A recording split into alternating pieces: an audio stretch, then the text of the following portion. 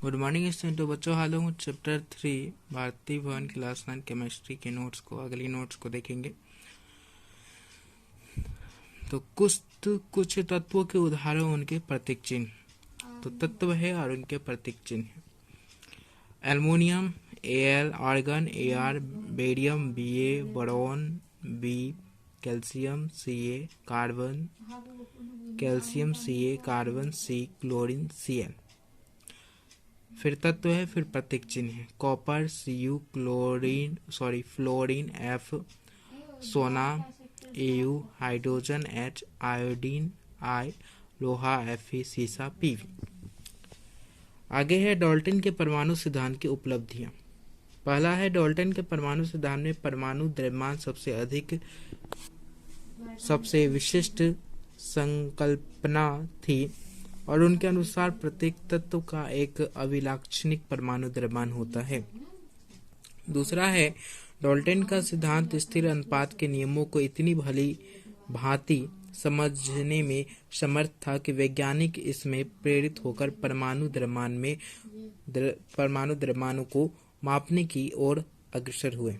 तीसरा है एक परमाणु के द्रव्यमान को ज्ञात करना अपेक्षाकृत कठिन कार्य था, इसीलिए रासायनिक संयोजन के नियमों के उपयोग एवं उत्पन्न यौगिकों के द्वारा सापेक्ष परमाणु द्रव्यमान को ज्ञात किया गया।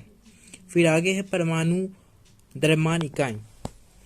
तो किसी तत्व के सापेक्षिक परमाणु द्रव्यमान को उसके परमाणुओं के औसत द्रव्यमान का कार्बन 12 परमाणुओं के द्रव्यमान के 1/12वें भाग के अनुपात को परमाणु द्रव्यमान इकाई कहते हैं। आगे है आपका परमाणु द्रव्यमान को पहले AMU से लिखा जाता था, लेकिन वर्तमान में अब यू का फुल फॉर्म होता है यूनिफाइड द्रव्यमान द्वारा प्रदर्शित किया जाता है। उदाहरण के लिए आप लोग देखिए कि ऑक्सीजन O का परमाणु द्रव्यमान 16U यानी कि 16 यूनिफाइड। जिंक Zn का परमाणु द्रव्यमान 65U यानी कि 65 यूनिफाइड। उसी प्रकार सोडियम Na का परमाणु द्रव्यमान 23 यूनिफाइड। फिर कार्बन C का परमाणु द्रव्यमान 12 यूनिफाइड। आगे आपका परमाणु का अस्तित्व। तो अधिकांश तत्वों के परमाणु स्वतंत्र रूप से अस्तित्व में नहीं रह पाते। परमाणु अणु एवं आयन बनाते हैं। परमाणु जो है वे अणु एवं आयन बनाते हैं। ये अणु अथवा आयन अत्यधिक संख्या में पुंजित होकर द्रव्य अर्थात पदार्थ का निर्माण करते हैं। अणु के गुण। तो पहला है ये स्वतंत्र रूप से अस्तित्व में रह सकते हैं। दूसरा है किसी तत्व या यौगिक का अणु उस तत्व या यौगिक के सभी गुणधर्म को प्रदर्शित करते हैं। एक ही तत्व के परमाणु अथवा भिन्न भिन्न तत्वों के परमाणु परस्पर संयोग करके अणु निर्मित करते हैं यानी निर्माण करते हैं। आगे है अणु की परमाणुकता। किसी अणु संरचना में प्रयुक्त होने वाले परमाणुओं की संख्या को उस अणु की परमाणुकता कहते हैं। जैसे कि ऑक्सीजन के अणु O2 की परमाणुकता 2 है। फास्फोरस के अणु P4 की परमाणुकता 4 है। उसी प्रकार सल्फर के अणु S8 की परमाणुकता 8 है ना। तो ये निम्नलिखित प्रकार के होते हैं। ये जो है अणु की परमाणुकता ये निम्नलिखित प्रकार के है। एक परमाणुक होता है, द्विपरमाणुक होते हैं, त्रिपरमाणुक होते हैं, चतुष्परमाणुक होते हैं और बहुपरमाणुक होते हैं। ये मुख्यतः इनके 4 परमाणुक हुए। तो पहले परमाणु को हम लोग देखेंगे एक परमाणु। तो आर्गन Ar, हीलियम He इत्यादि जैसे अनेक उत्कृष्ट गैसों तत्वों के अणु केवल एक परमाणु द्वारा निर्मित होते हैं, अतः इन्हें एक परमाणु कहते हैं। उदाहरण helium He, argon Ar, neon Ne,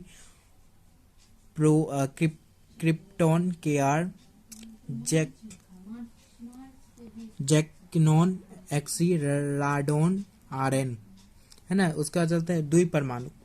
कुछ तत्व जैसे ऑक्सीजन, हाइड्रोजन और क्लोरीन आदि अपने 2 परमाणुओं से अणु बनाते हैं। ऐसे तत्वों को द्विपरमाणुक अणु कहते हैं। उदाहरण के लिए hydrogen H2, oxygen O2, nitrogen N2, fluorine F2, chlorine Cl2, bromine BO2, है ना। आगे है आपका त्रिपरमाणुक। तो वह अणु जो 3 परमाणुओं से मिलकर बना होता है त्रिपरमाणुक अणु कहलाते हैं। जैसे कि ओजोन O3 उसका चतुष्परमाणु। किसी तत्व के वे अणु जिसमें 4 परमाणु होते हैं चतुष्परमाणु कहलाते हैं। जैसे फास्फोरस P4 उसका रहता है आपका बहुपरमाणु।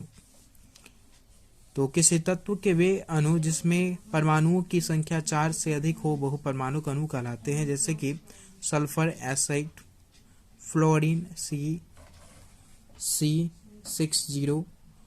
C6O, C6O, फिर B12 बोरॉन, है ना। फिर आपके है यौगिक के अणु।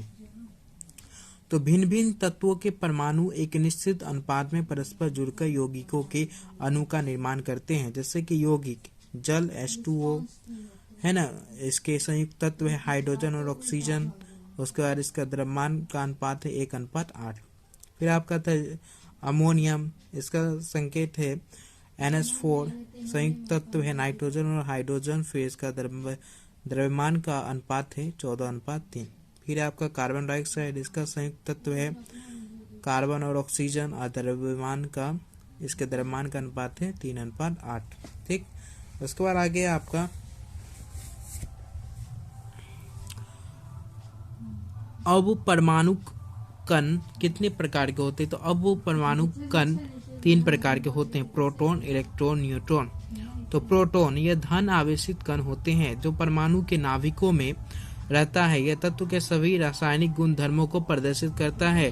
परमाणु में प्रोटॉनों के घटने या बढ़ने से उसके रासायनिक गुणधर्म भी बदल जाते हैं। इलेक्ट्रॉन परमाणु यह ऋण आवेशित कण है जो नाभिक के चारों ओर भिन्न भिन्न और निश्चित कक्षाओं में चक्कर काटते हैं। उसके बाद आता है आपका न्यूट्रॉन। ठीक। तो न्यूट्रॉन परमाणुओं के नाभिक में उपस्थित बिना आवेश वाला कण है जिस पर कोई आवेश नहीं होता है, जो न्यूट्रॉन कहलाते हैं। उसके बाद आता है आपका इलेक्ट्रॉनिक विन्यास। तो किसी परमाणु के विभिन्न कोषों में इलेक्ट्रॉनिक के वितरण को इलेक्ट्रॉनिक विन्यास कहते हैं। उदासीन परमाणु, सामान्यतः कोई भी परमाणु उदासीन होता है क्योंकि परमाणु में धन प्रोटॉनों की संख्या ऋण इलेक्ट्रॉनों की संख्या के बराबर होता है। यही कारण है कि किसी भी परमाणु पर नेट आवेश शून्य होते हैं और परमाणु उदासीन होते हैं। जैसे ऑक्सीजन O के परमाणु में 8 धन प्रोटॉन होते हैं और उतनी ही ऋण इलेक्ट्रॉन भी होती हैं। उसके बाद है आपका संयोजकता।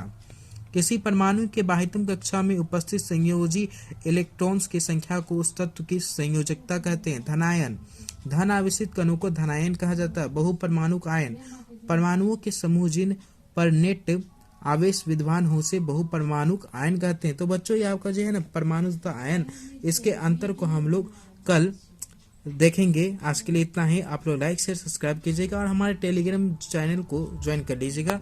डिस्क्रिप्शन में लिंक चले जाएगा। ठीक है।